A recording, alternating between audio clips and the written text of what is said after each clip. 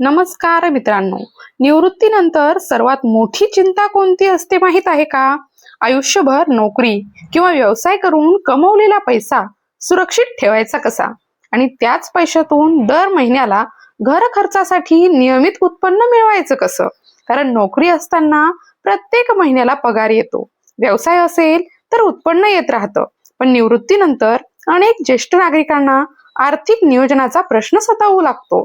विशेषतः वाढती महागाई, औषधोपचाराचा खर्च, घरातील जबाबदाऱ्या आणि भविष्यातील अनिश्चितता यामुळे सुरक्षित गुंतवणुकीचा शोध सुरू होतो.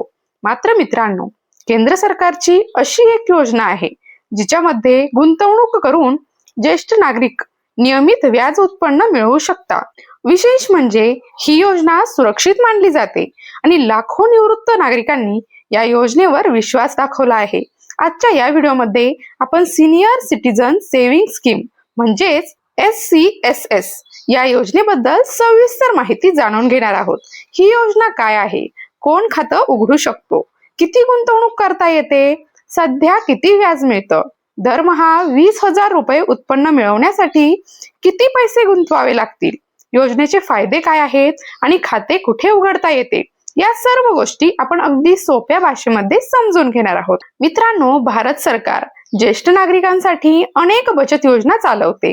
या योजनांचा मुख्य उद्देश म्हणजे निवृत्तीनंतर आर्थिक स्थैर्य उपलब्ध करून देणे हा असतो.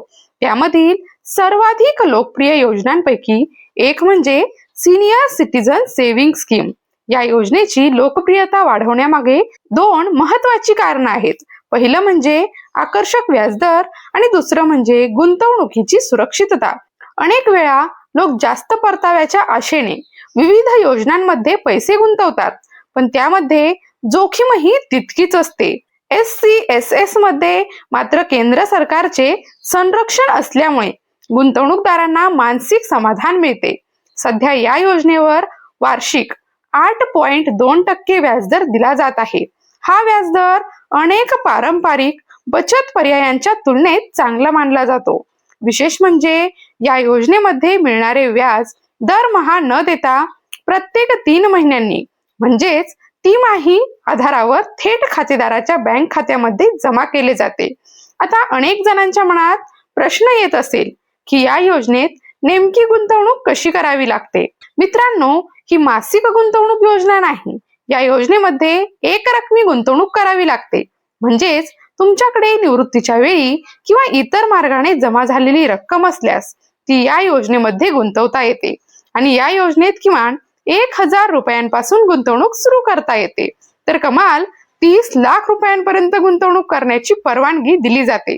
त्यामुळे लहान तसेच मोठी गुंतवणूक करू इच्छिणाऱ्यांना दोन्ही प्रकारच्या ज्येष्ठ नागरिकांसाठी ही योजना उपयुक्त ठरते. आता सर्वात महत्वाचा मुद्दा समजून घेऊया. अनेक ज्येष्ठ नागरिकांना निवृत्तीनंतर दर महिन्याला नियमित उत्पन्न हवे असते. समजा एखाद्या व्यक्तीला या योजनेतून दरमहा जवळपास 20,000 रुपये उत्पन्न हवे असेल तर त्यासाठी किती गुंतवणूक आवश्यक आहे? याचे उत्तर म्हणजे अंदाजे 29,30,000 रुपये. जर एखाद्या ज्येष्ठ नागरिकाने सुमारे 29,30,000 रुपयांची गुंतवणूक केली तर सध्याच्या 8.2% व्याजदरानुसार त्याला प्रत्येक 3 महिन्यांनी सुमारे 60,000 रुपयांपेक्षा अधिक व्याज मिळू शकते.